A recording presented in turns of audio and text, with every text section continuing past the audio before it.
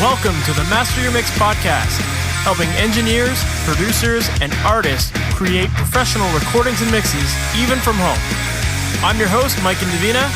Let's get started.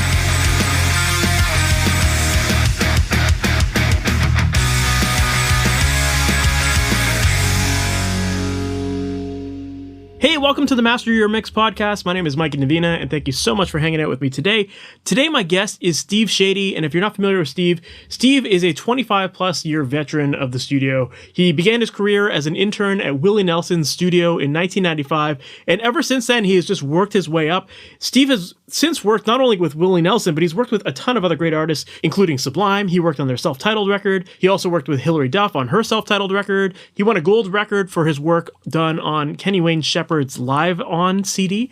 He's also been nominated for a Grammy Award for the work that he's done with Lost Lonely Boys. He's just done a lot of great stuff. And as you'll hear in this interview, Steve is just a ton of fun. He's just a guy who loves working on audio, loves being in the industry, loves just connecting with people. And I think you're going to get that out of this interview here today. And in this interview, he shares a lot of great stories about working with Willie Nelson and how to run your sessions efficiently. And, you know, he works with some really big artists, and artists don't have time to just kind of hang around while you figure out what you're doing. So in this interview, he shares a lot about how he prepares for sessions and what he does to just make sure that the artists are happy, that everything goes smooth. And a lot of these lessons, they can be applied even if you're not working with a big superstar. You know, even if you're just working in your basement with your bandmates or some friends or whatever, taking a lot of these principles will go a long way into making sure that you capture the best recordings possible, that you have a efficient session, and that, you know, everyone is just pumped and motivated and happy in the end. So I think there's a lot of great stuff to take from this interview. And like I said, Steve's a lot of fun. So let's just jump right into that interview. All right, Steve Chadie, thank you so much for being on the Master Mix podcast. How are you today? I'm doing well. It's a great morning for me. Amazing. I'm working after a month. Yeah, it's nice to get a little bit of a break every now and then, right? Yeah, absolutely. Right on. For people who might not know your history or be familiar with you and your work, can you give us that story about how you got into music, how you ultimately got into production and mixing and all the stuff that you're doing now? Well, yeah, I mean, the getting into music part, I was really young. I just started gravitating towards my parents would always play records. They listened to Floyd and Hendrix and all that kind of stuff. And I just started like vibing in my crib. My mom said I would be bouncing around and jamming out, and she would just always play records for me. Then I got into choir and band in school. And then I started playing guitar in junior high, just like everybody else, because I wanted to meet girls. That's how I got it. That's why I got into drumming too. Exactly, man, music. What? So I was playing in bands and studying music here in Denton at the town I'm in right now, and I just got tired of it. So I went down to Austin.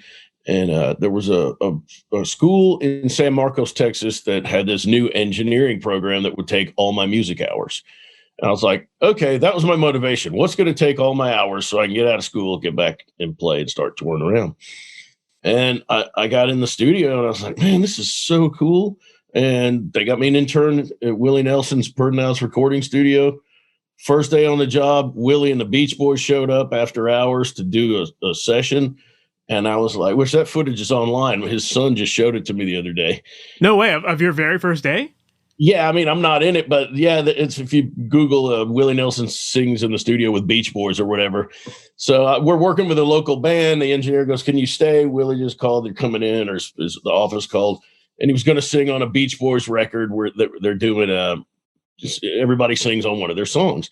So we think, yeah, Willie's going to come in, sing on this. I'm like, great, I'm going to meet Willie Nelson. Well, damn, man, the Beach Boys showed up. And I was just like, this is kind of cool. And I just never left. October will be 27 years. Wow. So half my life. I'll be 54 in a month and 27 years at the studio. So, jeez, that's crazy. That until I was sitting in the room the other day going, you've been in this room 27 years. So. That's amazing. I never left. So like, but even the idea of just getting an internship at that studio, I imagine that, I mean, you made it sound like it was just easy to get, but I imagine that there's probably a lot of competition to get that kind of spot. Yeah, I guess, everybody needed an internship, but I was a good musician. So I excelled at it, man, because I could, and this is one of the things I think is important. You have to be able to relate to not just people, but musicians. You can have all the knowledge in the world, but man, if people aren't comfortable around you, you're not getting anything. You know? Anyway, the guy that was the engineer for the program, head engineer for the program, he was one of the engineers at Willie Nelson's, and he just asked me if I wanted to do that. And I said, yeah, sure. Man, that's the dream right there. Just have like yeah, a I'm nice. super lucky, dude. I'm the luckiest guy. I keep telling my daughter, man, you got to be smart because I used up all our family's luck. I love that. So that's crazy. Like your very first day, you meet Willie Nelson, you meet the Beach Boys, and like looking back at that day, like what were you doing at that time as an intern? Because I imagine that you weren't touching any of the board or any of that stuff like that first day. I'm sure, right? Well, the guy there didn't want an intern, Larry again. We became fast friends pretty soon. It wasn't an intern situation at that studio. They never had interns. It's a pretty closed loop there. And I was just kind of observing. I think I might have taken some notes. That's about it. And I started working the tape machine. We didn't have Pro Tools, and I had to change reels. And Willie keeps rolling when he's in the studio. So I got really good at changing 2-inch reels on a Studer A800. Those big 14-inch 2-inch reels of tape, because man, he'd just be going and going and going and going, and you had about 15 seconds between songs to switch a reel. Really? And I started doing that. Then he started letting me put up mics, and then he started letting me patch stuff in. And once he trusted me enough to patch stuff in and put up mics, I was doing everything. Because of course, you do enough of those sessions where everything's correct.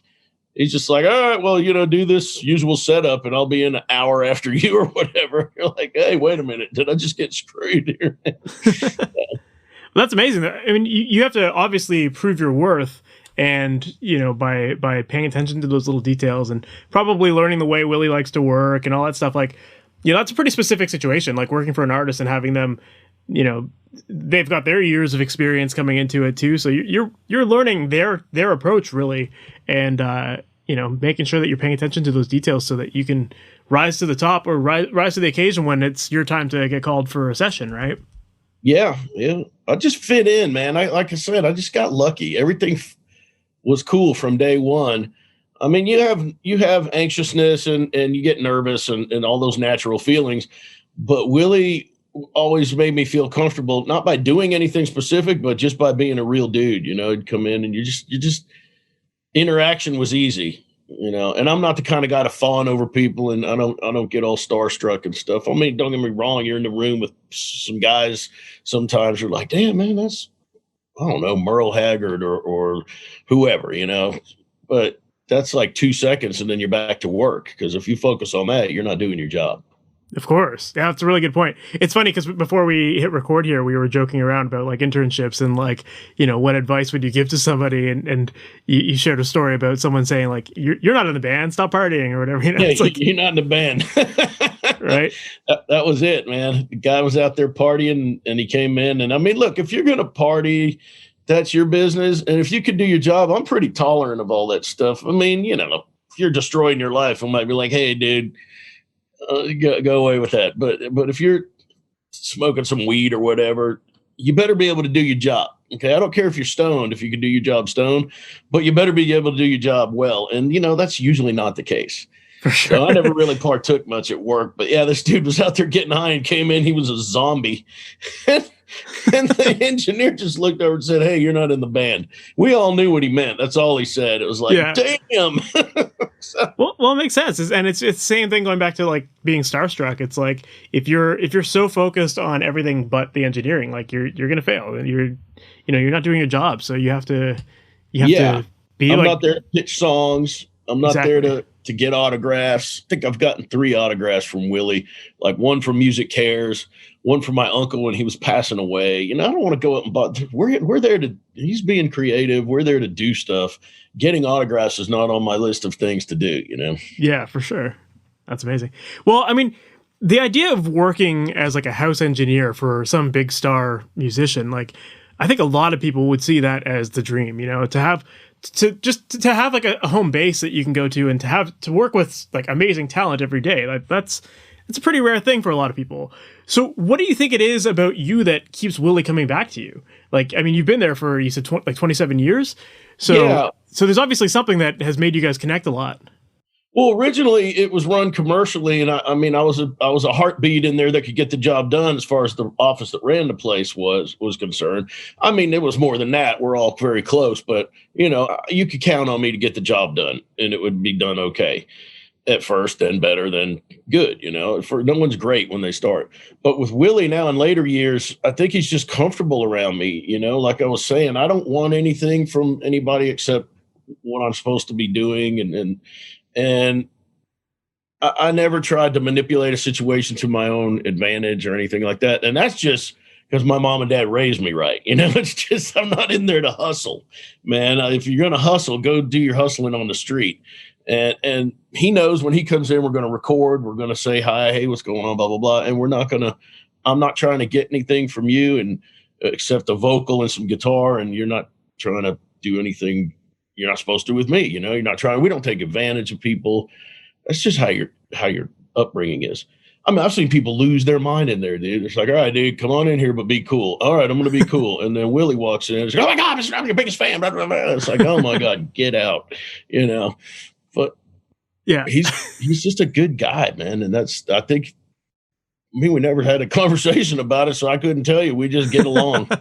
And that's probably it, right? The fact that you guys haven't had that conversation just shows like you guys just treat each other as humans, and that's all that matters, right? It's like, yeah, and I try to, you know, all the stuff that your parents told you that pissed you off because you didn't want to hear it. It's probably good information. Like, you know, it's not who you are, it's how you treat people. It's not how much money you have, blah blah blah blah, and all that stuff. Where you're just like, I want all the money. I want to, you know, you're a kid, whatever. So, you know, just try to pass those lessons on to your kids. And try not to make it about you. For sure. I find myself being my dad a lot, and I'm going, "Oh my God, what did I just say? I really just say that." Yeah, it happens, right? Yeah, as you get older, you definitely look back and you're like, "Oh shit, yeah, I'm turning into them." Yeah, exactly. I look in the mirror. I'm like, "What's my dad doing in the mirror, man?" Everything. Right on. So yeah, I mean, like I know a lot of people, especially in the early days of like trying to get into this professionally, a lot of people have this fear of like, you know, how do I get clients, or how do I get them coming back to me at least, you know? Like, so I'm curious to know, like, what advice do you have for those people in terms of like getting artists to trust you and keep coming back to you and like to stand out over everyone else? Because I'm sure there's lots of other engineers that Willie could be working with as well, right? Yeah, I mean, there are a lot of great engineers. I mean, one of the things, again, my dad used to say when I was a musician, thought I was getting good. You know, he's like the best guitar players no one's ever heard from. He's in his room somewhere, you know, playing. I would say just be yourself and don't try to manipulate things to advance yourself. Of course, you want to advance your career, but you got to do it in a way that's not. I mean, there's proper ways to go about things. You don't snag clients. I know I don't know them. I've seen guys in lobbies at sessions trying to snag your clients. Well, they come out and go to the bathroom and stuff. You know, that's wrong, dude. You know, be a decent human being. And I think that will get people to come back. And, you know, you got to know what you're doing. You got to be efficient. You got to get good tracks for sure.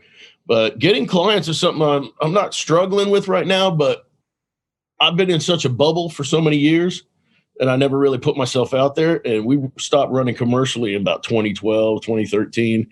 And all of a sudden I was like, man, I've got a lot of downtime. And I had to learn I was 47 or something. I had to learn how to go out and get gigs. And at 47, you don't want to be in a bar having beers with the band, or I don't, at least, you know.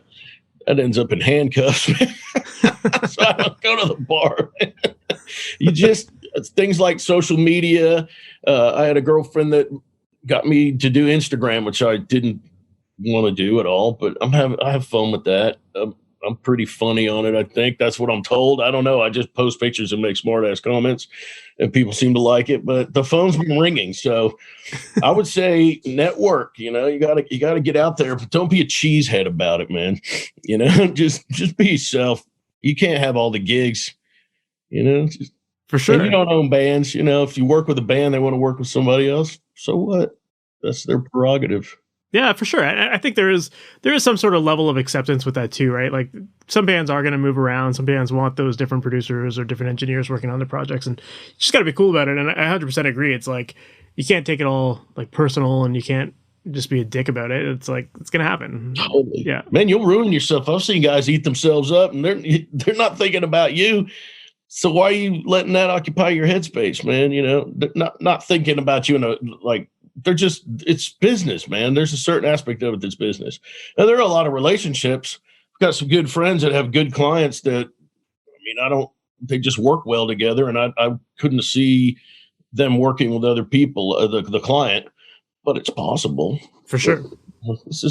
Austin's too many people are moving there, but it's a pretty chill community and people get along. There wasn't a whole lot of backstabbing and shit talking going on, and there might be a little bit more now because as everything gets bigger and more money comes into town and stuff. But if you can't say something good about somebody, don't say it. Which we all talk bullshit, but better watch out who you're talking it to. I think I'm gonna have to name this episode something like using lessons from your dad or something like that. Yeah, right. It's like everything your dad told you and everything you learned in kindergarten is all you need. Yeah. Right on. So you start working at Willie's place. You've been there now for 27 years. What's a typical session look like with Willie? Like how, is everything just kind of already set up for him now? Or like, what does that typically look like? Well, since COVID, yeah, I had stuff patched in for a year and a half. I was living out there for 15 or 16 months. I lived out there. I had a place 10 miles away, but I never went to it. But pre-downsizing, basically I would go in and set up and be ready. Cause when Willie walked in, it was go time. They sat down and went, and if you weren't ready to record, they were going to play anyway. And they're out there playing and you're not, so you had to be ready.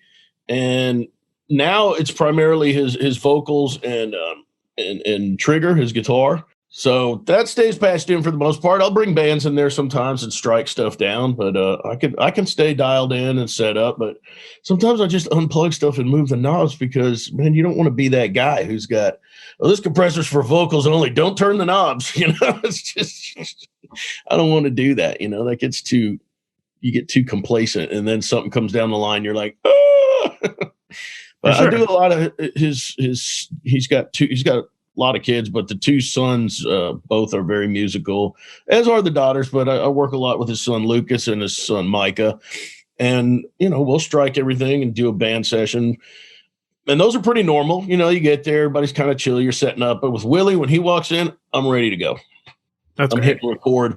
I hear him through the mic. I hit record. You got gigs of data. He's going to sit down and start playing. He may or may not ask you if you're ready. These days he does. Used to be, man, you better be rolling, dude.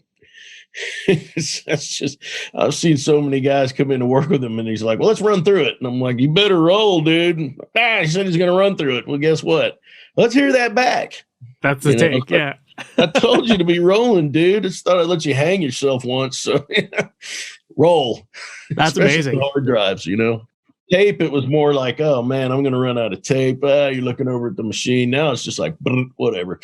You got 5 terabytes. You're not running out today. I love it. Well, that makes sense, right? Like a lot of these people, time is precious to them. And so to take your time setting up, like that doesn't work in anyone's favor except for yours, maybe, and so you have to be ready to go. So with Willie, like where he's like always recording in digital, like are you just kind of continuously recording in Pro Tools, or are you using playlists and stuff like that? Like what's your normal organization look like there? As it is now, I get tracks sent to me from his producer, Buddy Cannon in Nashville. They're pre-recorded. And I'll have them lined up just like we did with tape. And that's how I got so fast shuttling those tapes. But now you just open the session, put the mixer on input so, he can hear himself talking. And yeah, I do playlist of vocals, and he'll do several passes and then it's done. It's very quick, man. You usually it's a whole lot of, man, I got to get everything going here. All right. Okay, we're doing this. Oh, he's gone. What happened? Yeah, he's fast. That's amazing. So how long is a typical like vocal session with him last? We just did 6 songs. He sang through 6 songs and played guitar on them in about an hour and a half. Jeez.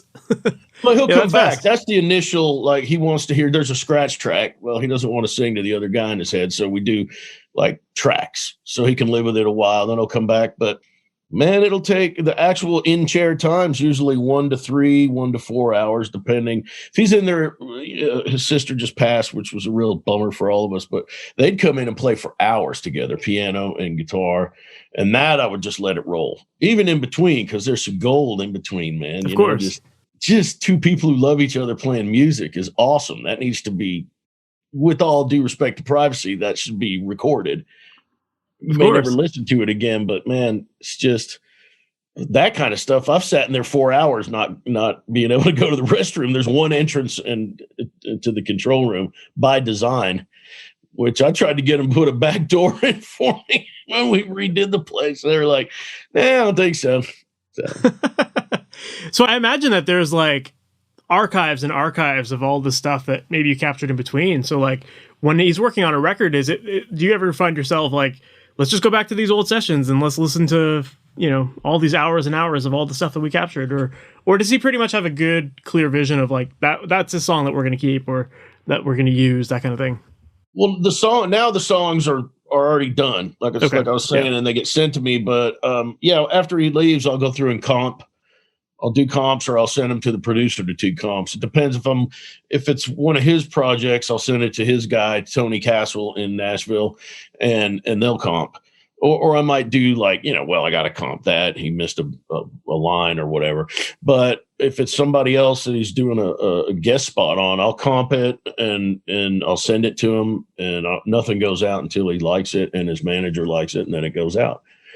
And other than the initial comping of the guitar and the vocals, it's there, but everybody wants the track. Send me everything. I promise no one will listen to it. I'm like, yeah, even you're not listening to it either, because you're getting the comp and what he says can go out, or what the powers that be say can go out. Yeah.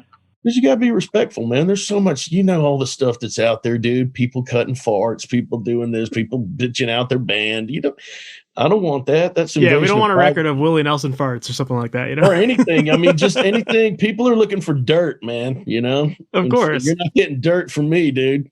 I got dirt, but you ain't getting it. But man, like this again is another thing that really shows the value you provide to someone, because you genuinely care. You're acting like an audio bouncer to some degree of, like what goes out, right? I like that. I do have my flashlight. Hey, tip, a dickie and a flashlight will get you through any crowd at any club, especially if you're as big as I am. You can part the Red Sea with that light, man. You just, excuse me, right up to the stage. Now you have to suffer the wrath of the people who just figured out they got hustled to go onto the stage. But yeah. I guess an audio bouncer. That's a new one. I like that. Put that on your business card. Yeah, I'm gonna get some shirts made up. I have 2 business cards, man. I probably shouldn't say this, but I'm gonna have 2 business cards, one with a number and one without. Because sometimes you're like, no way do I want this dude calling my phone. So you can get through me through the website, man. Love it. That's a great idea. That actually happened by accident, but then I ended up going, this isn't such a bad thing, because I always look at the website. Yeah. Eventually, that's how you got a hold of me, and I just forget I have that email. I'm like, oh yeah, I've got that website email. And, boy, that's good for some entertainment sometimes. I'm an old friend of Willie's. Can you give me his phone number? Oh, blah, blah, blah, blah, blah. I'm like, wow, no. Yeah, I imagine that would happen quite often. Yeah. All kinds of stuff. People are crazy with that kind of stuff, right? Yeah. Right on. So speaking of your website, on your website, there was a great video that you had where you were talking a little bit about your console and some of your workflow with Willie. And one thing that stuck out to me was that you were talking about how you like to ride the faders as Willie records vocals, since he's very dynamic, instead of using compression. So I'm curious to know, why do you prefer to work that way as opposed to using compression on the way in? Well, I have a tube tech on them because, I love that compressor. A lot of people don't like it, but a lot of people do. I think it's great. I can't hear it. Sometimes it'll be a dB, and sometimes it'll turn over and there's 7 dB, and it's just not, he can pound you, man. Um, I just don't want to have overs. You know, you can deal with unders, but you can't deal with overs. So over the years, like especially with the old knee, we used to have an older knee, not a 5088, which we have now. You could saturate that preamp pretty easily, or I had to have it at a level where it wouldn't saturate, but I needed to push it to get the low parts. But you know, I just know when it's coming, man. It's much easier now because you do your first pass and you see the waveform. Yeah. But I could just feel it coming, man. You know, it's just, I know when he's going to be loud. So I used to ride I used to come insert return on the SSL from the Neve 80 series thing and ride the little fader. And I just stopped thinking about it and I just do it now. And yeah, I ride it to tape. That's amazing. I need to have it cranked up for the lows because, man, he has some beautiful stuff down low when he's not singing very loud. But man, it's coming. the level is coming, and you just gotta know. So I never really thought about it. So someone pointed it out. They're like, "Dude, you're riding the level to tape." I didn't think that was that big a deal. I thought a lot of people did that, but it's an interesting approach, and I think in some respects, a lot of people would be really scared of doing that, especially if you know someone like Willie and like you said, everything's fast and like you want to be as efficient as possible. So there's easily room to slip up and do the wrong thing to the vocal with it, but you've clearly got a method that works for you. Like, are you just, is it just because like over the years of you working with Willie, like you kind of learned his body language or something like that to know when something's coming and you can find a space in the silence to push the fader, or like, what's that looking like? That's how it used to be. The way we had it when we had the Neve on the side and an SSL, and the way the studio was, I could see out a little window where he's off to the side. But now the console is smaller. Things are being made more compact. I can't see him anymore. It looks like I was leaning over really, uncomfortably. So I used to be able to look at him, but now I can just tell just by the material what's coming. But I come in, all that's going to be affected is level to tape because I come in after the compressor. I'll come preamp out into the compressor. If it's on the insert, it's still the last thing in the chain is the fader. So he's still hitting the gear the same way. Gotcha. Like with the older Neve, I was riding the level, like so he wouldn't distort that preamp. You can't really distort the you can distort the 5088, but like I said in that video, you're really screwing up if you do. That thing's got headroom for days. So I'm just riding how much of the desired sound is getting into the recorder. Gotcha. So like I said, if you clip something, man, okay, you can use software and this, that, and the other thing, but you may not get it back. But if you're too low, you can always crank it up to some degree. I mean, it's a very small range I'm working in there, but it's enough. It's like, oh, he's going to hit me. So I just pull back a little. I couldn't even tell you how much. Depends on the length of the fader. I guess, too, if you're going after the compressor, then a lot of the heavy lifting is done by that. So you don't have to make giant moves. You might be only like a dB or two here or there, that kind of thing. Yeah, that's it. Gotcha. But on that old Neve, it was actually, you'd set the knob to a nominal level, and then it was actually, you could screw up then. Which I might have distorted a vocal or two back then, but that was then. This is now. Yeah. Well, I mean, hey, that's all part of it, right? Like learning your technique of how you're going to do it. You're going to have to make mistakes along the way, but it's a really interesting approach, and I don't see too many people doing that these days. So that's why I wanted to ask about it, because yeah, it's just like a lot of people are scared to commit, and are scared to make moves on the fly.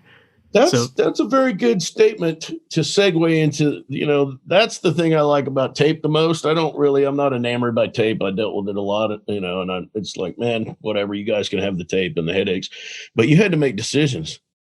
None of this 50 playlists of basically the same solo, and then you're just putting off your decisions until later. And then that makes mixing one of your questions on here is, we can get to it later, but man, don't send me 9 playlists and you don't know what you want. And I'm here to mix, not comp your solo, Mm-hmm. It's just, if you want me to comp your solo, we could do that. But you hired me to mix something. And now I'm fishing through data, losing my musical is draining out of me as I'm going, well, which one of these is the one we use, Of course. So commitment's great. I used to work with Andy Johns a lot, and boy, and his brother, I never worked with his brother, but they would do the same things. Oh, you want to do another solo? Okay, well, this one's going away. You might have had a track. You had to keep your time code track. Those guys were awesome bouncing stuff together.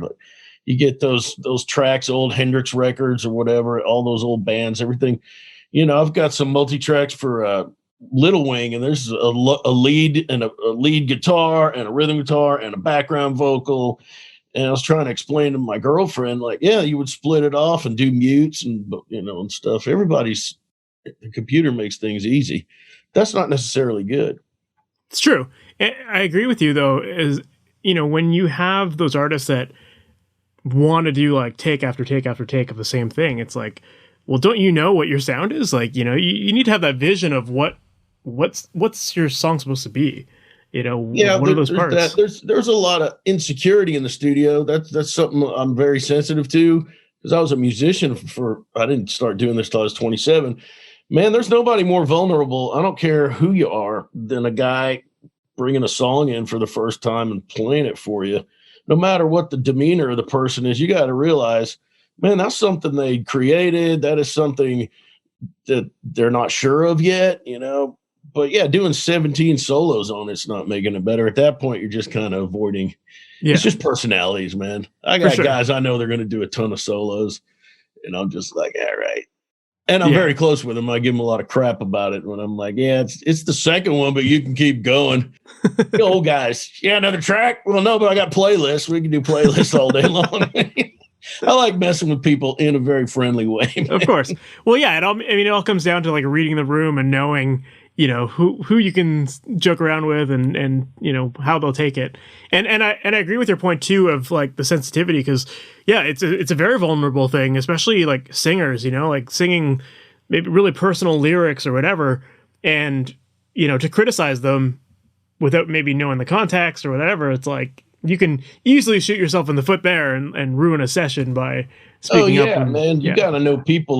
They called me from the school I went to, the engineering school, and they called me one time when they were revamping the program, and they're asking me what I thought they should. I said, just psychology class. A psychology class would be great.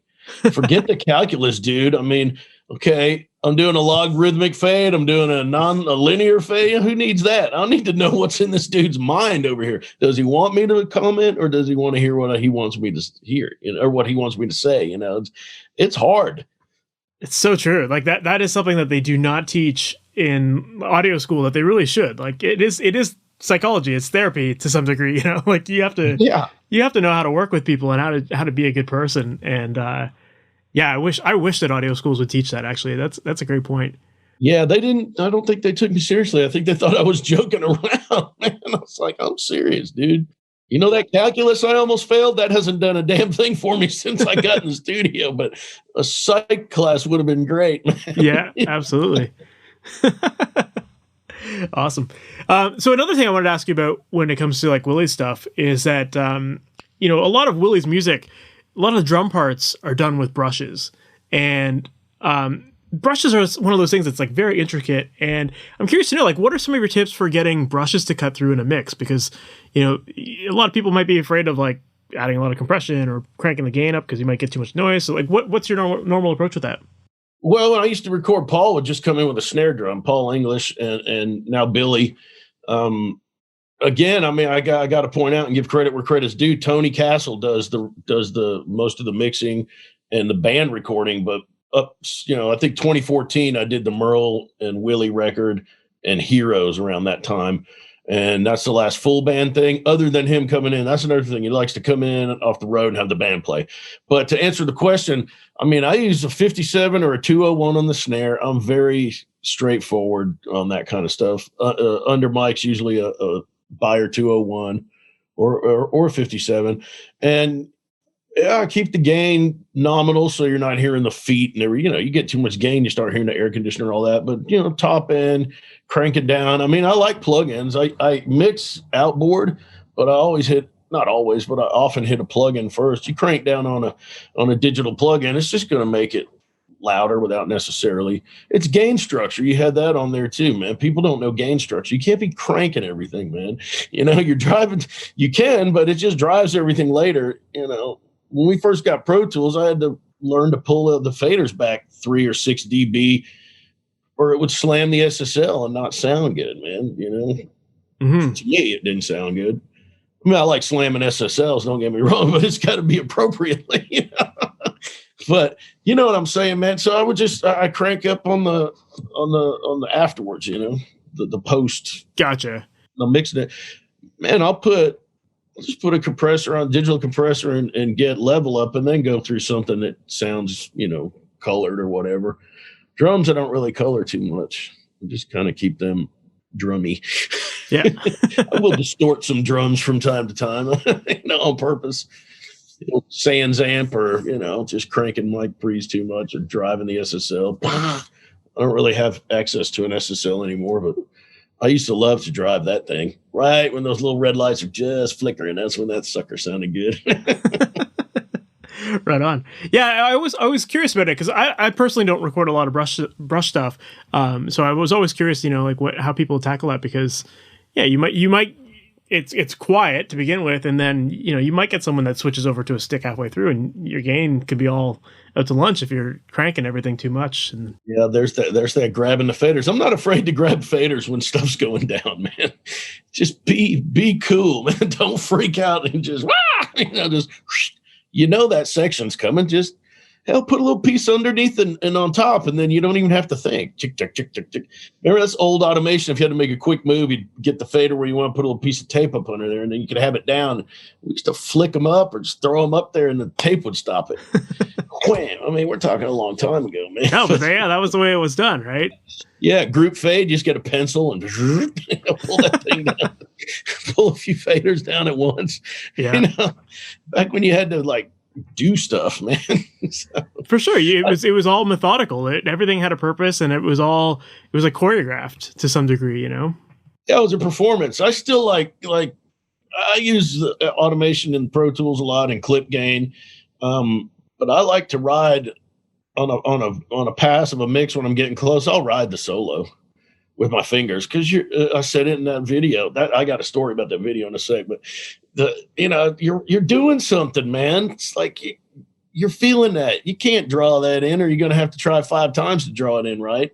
You're doing something, man. You know, you're feeling it, and you're moving the fader. You may be moving it so little that it's not doing anything, but in your mind you're doing something, and that's counts for something. For sure. But they got the drop on me on that video. They were coming out to take pictures of the console, air quotes, you know. Oh, really? You notice my hair's all fried. I'm kind of like being a smart ass in the thing, and they're like, all right, it's time for your interview. I'm like, huh? Wait, what? So I started messing with the silk button. I mean, the silk button's great. I love it. I love those guys at Neve. They're great. Josh and Martin and all those dudes out there. Tristan, everybody. They're all cool. But I like to give them a hard time. Don't get the drop on me, buddy. I don't like that. Right on. Well, hopefully they're listening, and they got the hint. They don't listen to me. I owe them so much barbecue. They quit listening to me years ago. I had a great idea for purple silk, and they didn't think it was so great, because, you know, they have the silk buttons on their gear. Yeah. So I'll run it like a Shelford strip on the insert of the 5088, and I'll do blue on one and red on the other, and I call it purple silk. And I thought that was really clever, and they was just like, yeah, whatever, dude. Damn. But it works. Man, I thought that was kind of cool, dude. All right, forget it. I got crickets chirping when I emailed or texted Josh about purple silk. I was like, all right, I guess that's a dumbass thing. that's your like all buttons in basically kind of thing, right? Yeah, there you go. What'd you get on that snare? What'd you do? I put the purple silk on there. Well, I don't have that. Well, trade secret. Not anymore. But well, unless they make it on the consoles, people aren't going to have it, right? Like, yeah, right. It's going to come out next year and be like, hey, man, I have this in writing where I texted you about purple silk. Nah, I mean, I'm not the only guy that does that. I thought it was funny. Yeah, that's awesome. Looking at it one day going, oh, red, blue, make purple. These are the things that go through my mind when I've been in my house for days on end with only going to the mailbox and mixing and waking up and there's a Neve in your living room. You're just like, what have you done, man? You've taken your refuge and turned it into work. Oh, well. So, hey, I mean, having Neve in your living room is not a bad thing, right? It's not. It makes for a lot of air conditioning. I'll tell you that. That's true. Back of my house is freezing, and my girl and her daughters will be back there in coats and blankets, and I'm out here going, turn the AC down. It's hot up here, man. Please put off some heat, man. It's great. Oh, for sure. I mean, they've gotten better, but they're still, they'll still cook up a room for sure. Yeah, there's still heat involved. Yeah, of course. Another instrument that I wanted to ask you about was your approach to recording acoustic guitars. Like, what are your go-to techniques for that kind of thing? Well, I used to. I mean, and techniques change. I mean, I think it's good to do different stuff. But I used to do XY with pencil mics because the guy I learned from was very clinical. We were on tape. He wanted things to be easy mixing. Most faders were at or around 0, and I still use that approach today. But I used to do an XY pair, a near coincidence, something like that, and with some KM84, KM100s, whatever, 414s. 414s not so much, but 451s I'd use. But I've gotten into, like, in the recent years, just doing double mono stuff and making the dude track it again. So actually double taking the acoustic guitar. Yeah, have him play it and play it again right away because it's just cooler. And you can do you know about the Dublin nudge? That's a little joke we came up, the Dublin nudge, because you double and nudge it and spread it out and it's sort of stereo. Gotcha. Okay. It's too perfect though, man.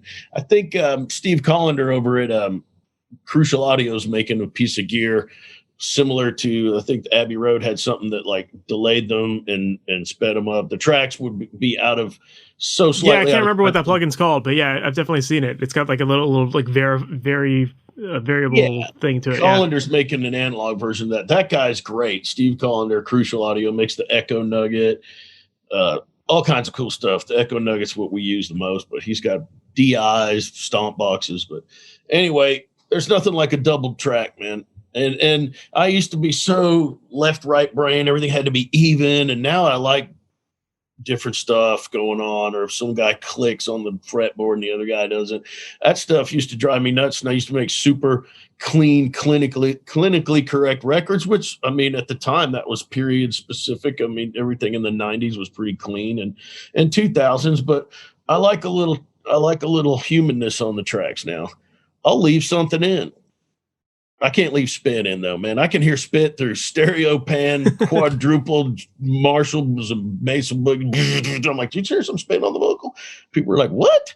And I'll solo it up, and there's like, tick. I'm like, God, to eat some peanut butter before you come do vocals, dude. You know, it's like, man, I cannot stand that. I got to get that out. For some reason, that sticks. I hear that stuff, man. Well, because you picture it, right? It just sounds gross. Yeah, it's nasty, dude. Doing books is a drag, man. It's like, have some more water. So, people are in there. Isotope makes a plug-in for that. But back in RX. the day, RX stuff's great. Those guys at Isotope are great. Man, everybody's great, dude. I mean, I don't really have much problem with people. You know, if you make something good, I'm gonna sit there and tell you about it. But it's not good. I'm just not gonna say anything. Yeah, for sure. No sense in lying about something, dude. You know, so just don't say anything. No sense in burning bridges and being nasty either, though. Yeah, if you don't have anything nice to say, don't say it at all, right? Going back to your dad lessons. The conversation. Yeah. That's more my mom, actually. Okay. My dad talks shit all day long, but my mom now. You're gonna have to edit me. Sorry. No, it's all good. I love it. So that's cool that you actually double track your guitars, because I know like a lot of people do that with electric guitars all the time, but you don't hear about it too often with acoustics. I would think that that part of it is that you would need a really good player to make it sound really tight. Otherwise, you would hear a lot of the pick attack. You know, you'd hear a lot of that like kind of flammy kind of sound, right? Yeah, absolutely. But man, if you get a guy, and just if it's not super tight, pan it less. I mean, that helps. But yeah, if you get a dude then it's good, he can really, really do it. It's like a 12 string, but 6 of the strings are on the left and 6 are on the right, and they're not an octave, all that kind of stuff. You know what I'm saying, though? It thickens things up. It's pretty cool, man. I like it. I just get bored after a while. I'm like, man, you're making the same record, or dude, you need to evolve or devolve. Either one's fine, man. Get back to some Rolling Stones stuff and leave a little booger on the track. Who cares? Man, I hear all kinds of stuff on the Rolling Stones or old Zeppelin or whatever. After working with Andy Johns for so many years, I mean, I realized a great recording of a crappy song is not as good as, I don't want to say a crappy recording, but a not great recording of a great song is okay. Think of the records you grew up with, man. Yeah, it's more passable for sure. There's a lot of stuff on there that's like, damn, Pro Tools ruined me on that. I never heard all that stuff. And now I'm super hypersensitive to it, but I can turn it off, which took years to learn too. You got to be able to turn that off, man. Can't be rolling around in the car listening to just the snare drum in a song, man. You got to be listening to the song, dude. Of course. So going back to acoustics, the idea of like mono tracking a guitar in mono versus stereo. You had mentioned that you like to do XY. I love doing XY. I think it's a great way to spread the guitars out. But like when it comes to choosing whether or not you're going to track something in mono or stereo, how do you go about deciding like when and where you're going to do that? Or do you just always mic your guitars up the same way? No, well, that's I guess really not the same way. But I try to use. It depends. If I'm in a studio, I used to bring a bunch of gear and all that. I kind of like going in places and using what they have now. Maybe bringing one or two things as insurance, but no, I don't think too much about the mic. It's going to be some kind of small diaphragm condenser, or 57's great. I saw Celia Massey use a 57 on a guitar. I was like, damn. They're pretty versatile. You can use them on a lot of things and get away with a decent sound. The 57, that works. You can even hammer nails with it and come back. No, I'm just kidding. I wouldn't do that. But I'll use some kind of pencil mic, and then, or a 414's cool. And depending on if the band has specific ideas, everybody wants to get everything done and then come back and overdub, we can double it later. Personally, I like doing it right now while you just played it. Is that what you're asking?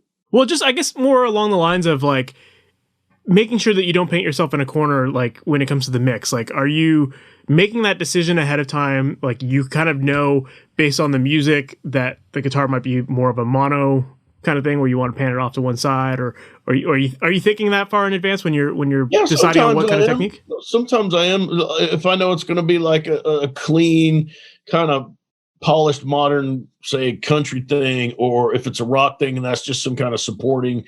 But if it's clean, it's going to be super tight. Then I'll do like an XY or something, because you're not going to. Or I'll do a double, but want the guy to do it right then. But I will be more, determined to get it. If it's a little loose, I'll deal with it right then. Like, hey, man, and you can do a lot of fixing in the computer too, but I'd rather the guy play it. If it's just some club rock and roll stuff, I might be like, yeah, let's just double that and not really worry too much about how accurate it is. It needs to be, musically accurate, but. So I'll make the decision when we're tracking. And then like the other day I was recording some guy and I wanted to double stuff and he didn't really want to. And man, I joke around that I care, but I joke around that I'm the Burger King of recording. Have it your way. You look maybe too young to remember that ad campaign. It was, have it your way, right? We don't give a shit. Whatever you want on your burger, that's your deal. So it's not quite like that. But I'm like, well, if the dude doesn't want to, it's his record.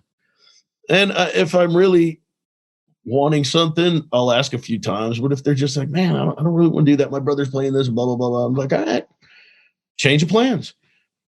I used to get so dialed in with track layout and what we're going to do and all that it was hard for me to change because, I used to need to have a plan. Now the plan is just be flexible, dude.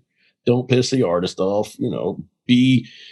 Do you really want two mediocre double tracks, or do you want a really good track that he's not worrying about doubling, that kind of stuff. So fair. Yeah, no, that's a really good point.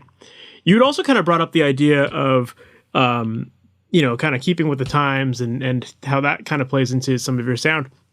So with that said, like when it comes to working with Willie, who has this like amazing extensive back catalog that, over the years, the technology has evolved so much, how much of an emphasis is there on like trying to keep his record sound modern versus just keeping that classic Willie Nelson sound that so many people know and love already, Well, that's a good question. The stuff that he's doing in Nashville is really clean and I mean, it's excellent. I love the records. Buddy Cannon, Tony Castle, great, man. All the musicians they use, I got to meet them on a few sessions. Really good, tight records. We did. I did a record with Willie over COVID though that was called the Family Record, and man, his son came down and said he wants you to co-produce this with him. I was like, wow, okay, and we just kind of let it happen. They were all in the room singing and playing, and that's more of like how they sound when they come in and play.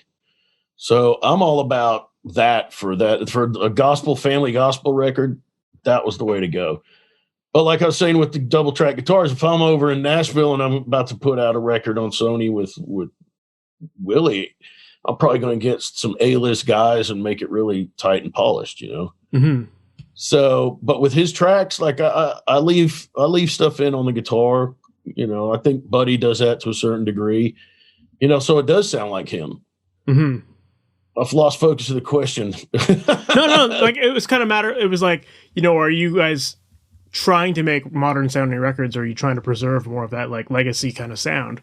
Yeah, I see what you're saying. I'm just trying to get his tracks recorded as well as I can. And that, to me, that is not a lot of processing and just letting him sing and play. So I can speak for the guitar and vocal. I just kind of leave them alone. Yeah. And let them, but I don't know what they do to the tracks in Nashville. I know they're super clean and they sound great. So, I mean, those players are so good. They might be played that way. You know what I mean? Not everything's edited. Yeah.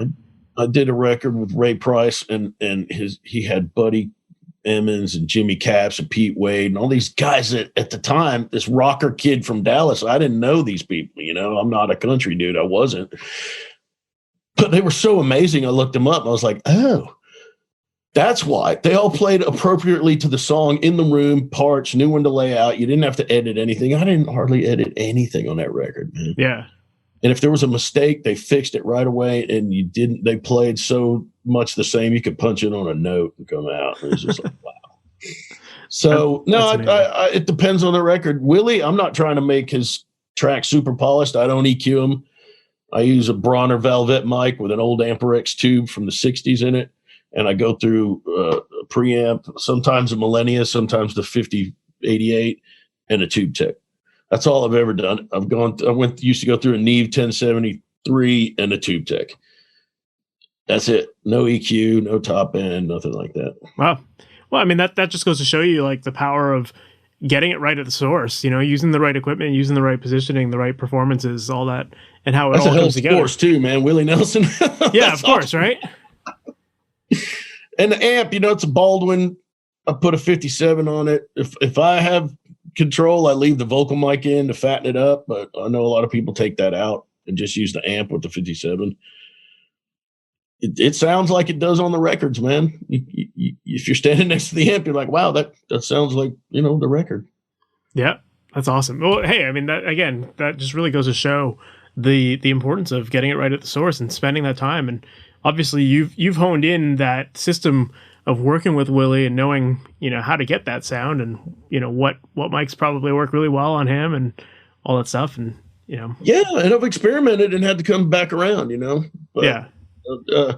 The source is the way to do it. I mean, you always got to EQ stuff. And there comes a point when you got to quit going out there and messing around with stuff. And I've spent days with other guys on drum sounds. And at the end of the day, you're like, did we really need to work on this drum set for a day and a half?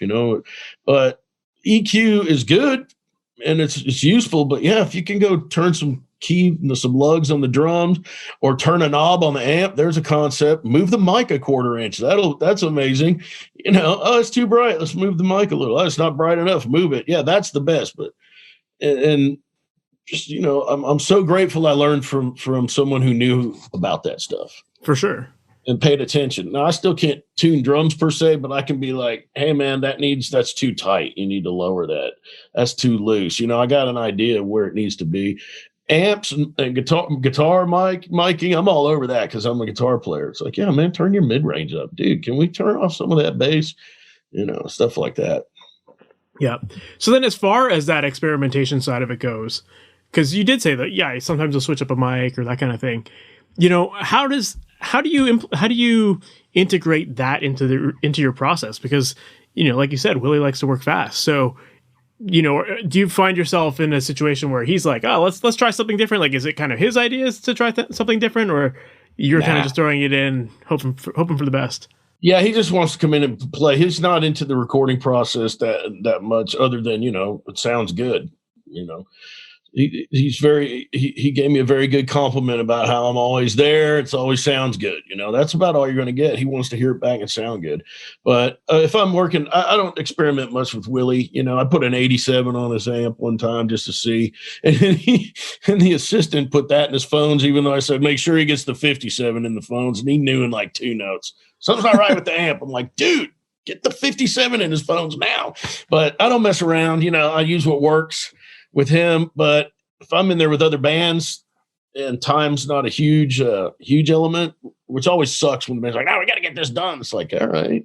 So you want it to sound fast and not good, right? So I'll always have like the 57s always in there. Maybe I'll throw a ribbon up. I always have a little bit of what works and then some wild card thing. And I'll know immediately, man, that ain't happening. Let's just go back to what works. Or, wow, that's really cool. Let's get rid of the 57 and see what's going on with this mic. If I'm in there with friends, which at this point in my life, that's who I record, mostly bands that I'm familiar with and we're hanging. If shit goes awry, I'm ready to stay there 12 hours, 14 hours, because, man, I really shouldn't have tried that. Can we go back and do that again? So experiment at your own risk. Yeah, but I love that advice that you gave of if you are going to experiment while doing the thing that works. Like, you're not sidetracking the session just for you to experiment. You're just doing something in addition to see if it works, and very quickly you'll know if it doesn't or if it does. And I love working with all the Nelsons, but especially Micah, because he's killer, man. He's got a band, Particle Kid, and he just likes weird stuff or unconventional stuff, even to the point where I'm going, like, one of his mix notes a while back was, you should feel like you shouldn't be doing this and that you're messing up the mix while you're doing it. And boy, I sure did.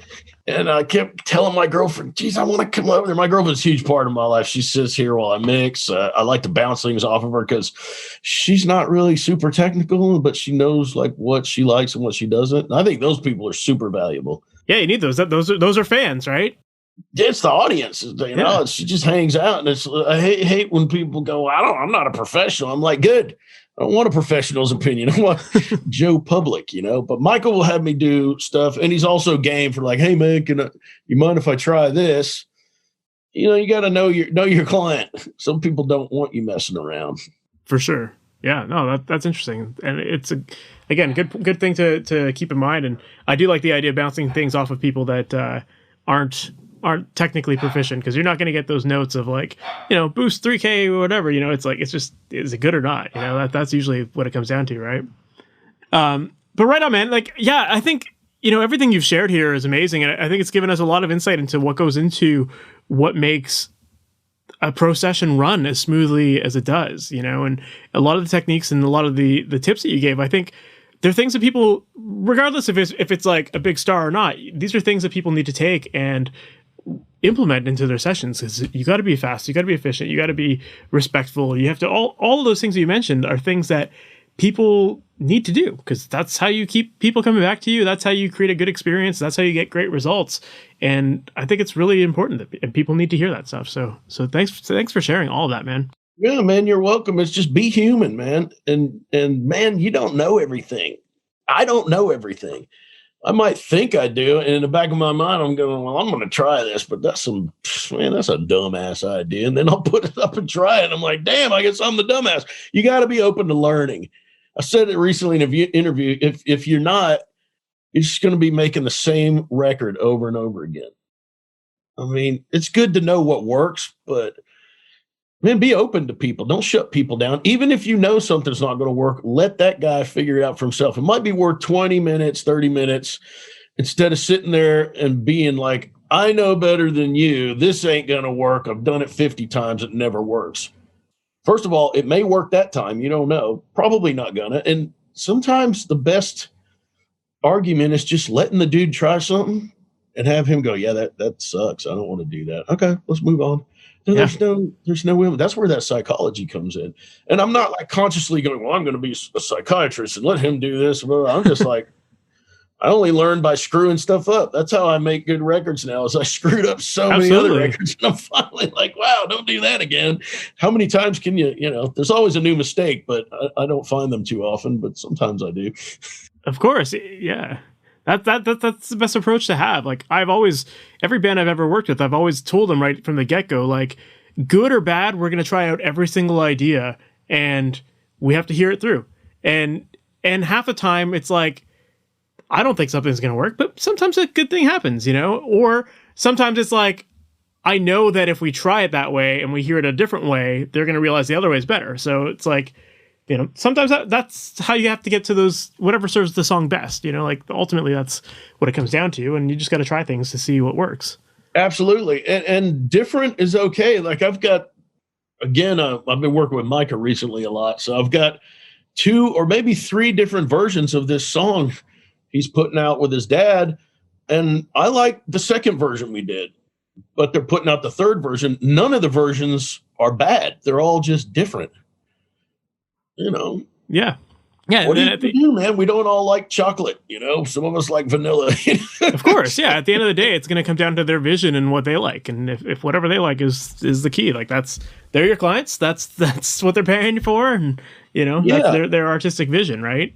And if I'm producing something, that's what I tell people, like, if you want me to get all up in the song and tell you, well, I have ideas and stuff, but really my style is I want to get what you want to get across with input. I'm not going to just sit there and go, whatever, dude. I'm like, hey, let's try this. Or, hey, I'm hearing this harmony. Or should we put this guitar part? But I'm not going to be like, man, I'm producing. Man, I've seen this 1,000 times. I'm producing. We're doing it this way. Blah. Well, some guys want that kind of direction. I'm not your man if that's your thing. If you don't know where you're going, I don't have a map. But I got a really good car that could get you there if you know where you're going. So I'll take you. So that's for sure. Wow, I never said that before. I got to write that one down. That's pretty good. I'll take a quote of that one there. I don't have a clue is more like it. I'm just winging it 27 years later. But it's important. It's important to know what you bring to the table and who you want to work with. And because it's, the bands that come to you wanting that person that gives all of, that's constantly ripping everything apart, they're not going to have a great experience with you. Not that you're not going to make a great sounding record for them, but it's just that it's going to be butting heads all the time. So it is important to know, like, whenever you're working with a producer, an engineer, or an artist, it's like you always have to be sharing that same vision, be on that same level with each other, so you can really get the most out of the session.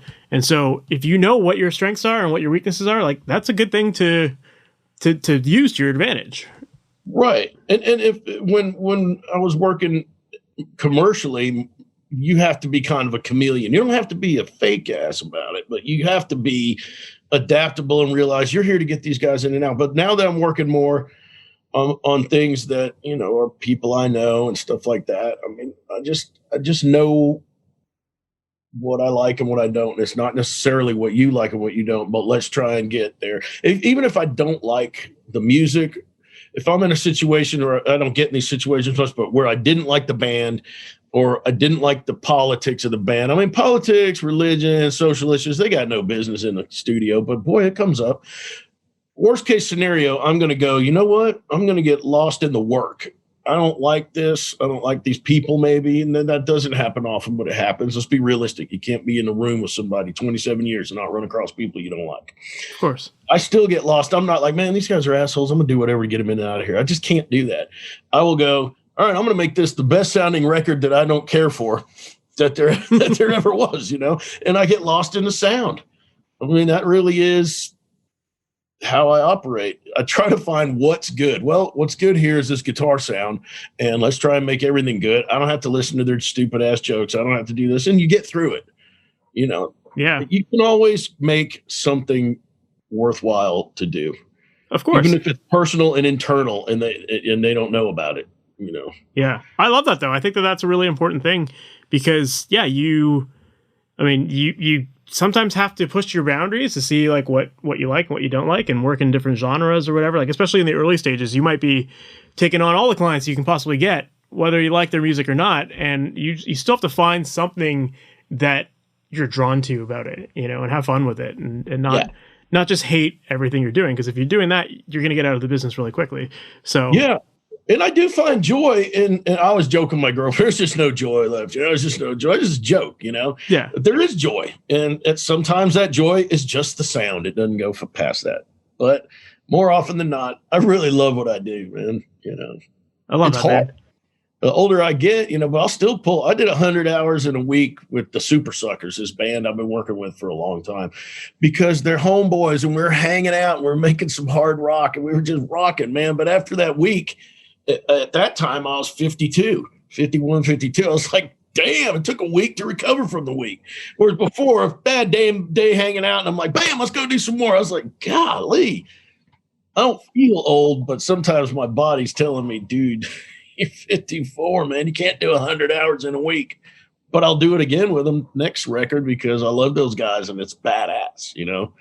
Love it, man. Yeah, I love it. Like you I can hear it in your voice. Like you clearly love just like doing what you do and you're having fun with it and you're living your best life. And that's amazing, man. I love that. Yeah, man. You know, yeah, that's the dream, man. If you're not having fun, you might as well be punching a clock and getting a 401k and just, you know, I'm self-employed technically. I don't have insurance. I don't have a 401k. I don't have all that stuff, people.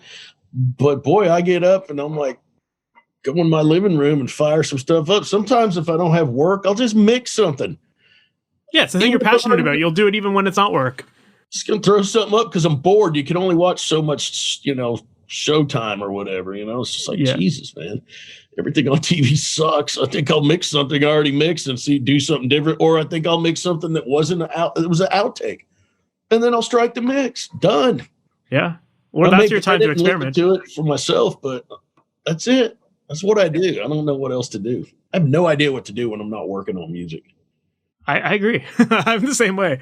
I can see you got a guitar amp. You got I got my drums, my guitars, all this stuff going on, right? So yeah, man, I got racks and racks of gear, and you know, it's just like I don't really need all this, but it's fun. It's really all you need is a good song, man. With 2 chords and the truth or something. Bob Dylan, somebody said that. Just need good music, man. And music is like good or bad, and that's subjective in itself. I 100% agree. I've always viewed it that way, and it kind of goes back to what you said earlier about just like finding enjoyment in the stuff you're doing, even if it's, you know, even if you don't agree with the artist or whatever. It's like I've always viewed it that way. Like I can listen to any genre of music and find something in it that I enjoy. You know, it might not be like the thing I always listen to, but I can find some value in it. And I think taking that same approach, whether it's like the people you work with or just the music you're working on, it's like you have to find that joy in there, you know, or find the thing that excites you, you know. And that changes. Like I used to be, I mentioned before, I grew up in Dallas. It was all sweep picking and arpeggios. Blah, blah, blah. Now I look at that stuff and I'm still kind of like, man, that's pretty badass. But damn, I can't sit here and listen to it. And I used to listen to country and go, what the hell is this dude talking about? You know, his mama this and prison and blah, blah, blah, pickup truck. And now it's a 180. Now I'm like, it might be from getting older. I'm like, man, I relate to that song, you know, the story. Yeah, it's the same chord progression, but it's the story. Mm-hmm. I mean, I still like the shred, dude. I'm still going, damn, wow. But, you know, it's you got to be changing all the time, you know? Of course. Country music taught me a lot. I never listened to country a day in my life till I got in the studio. And then I started listening. I'm like, what the hell is this, man? But now I'm like, oh, wow, check that out. Hey, that's an interesting. There's a lot of musical elements in country that people take for granted. But when a guy's singing about something that you've gone through and that shit hits you, man, I've been in tears a couple of times, man. Willie's made me cry like 2-3 times in the last 5 years. I'm at the console crying. Jesus, get your shit together, man. You're at work, you know? So, yeah, that's pretty awesome, dude, if you're crying from joy, you know, not because your job sucks. That's amazing. I love it. Yeah. Right on, man. Well, I know you got to go to dinner with your mom, so I don't want to keep you talking much longer. But man, thank you for hopping on here. I really appreciate it. And if people want to learn more about you or follow you online, what's the best way for them to do that? Man, if you go to if you Google Steve Chadie, my website will come up. If you want to see a lot of gear and some smart ass comments, all in fun and joy and jest, go to Instagram. It's Steve Chadie 50, because at the time, the person who set it up for me, I was 50. I'm like, I'm not going to be 50 that long, but that's what it is. But just Google. It's pretty funny if you ever Googled yourself and a lot of stuff comes up. You're like, oh my God, I didn't know that picture was up there. So everyone click on the show notes so that way you don't see the embarrassing stuff. I'll just send you right to the links that you need to have. Well, I missed this one picture used to come up. I was in my daughter's, she's 22 now, but she had a Winnie the Pooh hat, had Winnie the Pooh on it, and I have a broom plugged into a Marshall stack. And I used to be like, you idiot, man. But, what the hell were you thinking? But now I can't find that picture. But what the thing is I remember the day it was taken, the band I was with. I was like, yeah, y'all were having a good time. Yeah, you gotta have fun and live life. And, that's human, right? So. Yeah, man, totally. Yeah. Totally. Well, man, I appreciate you reaching out, man. That was awesome. All right, so that was my interview with Steve Chadie, and that was awesome. Steve's he's such a fun guy. I had such a great time chatting with him, and lots of jokes, and I could tell why he fits in really well in the studio with a lot of artists that he works with, and why they would want to keep coming back to them, because he's just such a personable guy, and, I think it's important to have that when you're in the studio with someone. You want to be with someone that you trust and that you have a good time with, and Steve definitely has that attitude and approach to everything he does. So I can definitely see how he resonates with a lot of bands. But it was really interesting in this interview. I loved hearing the stories about working with Willie and, some of the approaches that they take to recording. And I love hearing about how everything just works so fast. It's one of those things that in digital, so many people take their time, they start to experiment so much, and they get lost in all the things that are possible because of digital recording. But there's something to be said for just working efficiently, getting in there, having a vision for what you want your recordings to sound like, working fast, getting it done, and being done with it. And so it's great to hear stories of people that just continue to work that way. And it's also amazing just to get some insight into some of the recordings that some of these legends are making. And so, very cool to have Steve on the show and tell us a little bit about that story and give us a little bit of a behind the scenes view of, what really goes into some of these records and how they're made. So yeah, that was just a lot of fun, and hopefully we can have Steve back another time, because I think that there's a lot more that we can dive into with him as well. So I hope that you enjoyed that episode. I hope that you found it interesting. And if you're a Willie Nelson fan, I'm sure you did. Yeah, and even if you're not, there's a lot of great information here that you can take from this interview and apply it to your own sessions. So yeah, I hope that you found that interesting. If you did, definitely make sure to subscribe to the podcast, and also make sure to visit MasterYourMix.com. That's where I help out musicians with creating pro-sounding recordings from their home studios. And on that website, I've got tons of great resources designed to help you make the process of recording and mixing your music easier. And one resource that you definitely want to check out while you're there is called The Mixing Mindset. That is my book that I put out where I break down the process of mixing, make it super step-by-step for you, covering what steps to take, what order to work in, what to be listening for, how to dial in your settings, and personalize all your settings to get the best sound for your particular mix. This isn't about template mixing where everything sounds the same. No, it's about helping you find your artistic vision and helping you actually make that artistic vision come out of your speakers. So make sure to check that out. It's called The Mixing Mindset, and it's available at MasterYourMix.com. And that is it for this episode, guys. I hope that you enjoyed that, and I look forward to chatting with you in the next one. We'll talk soon. Have a good one. Thanks for listening to the Master Your Mix podcast. To have your questions answered, submit your questions to questions@masteryourmix.com. Please go to iTunes and subscribe and leave a review. And for more information on how you can improve your mixes, visit MasterYourMix.com.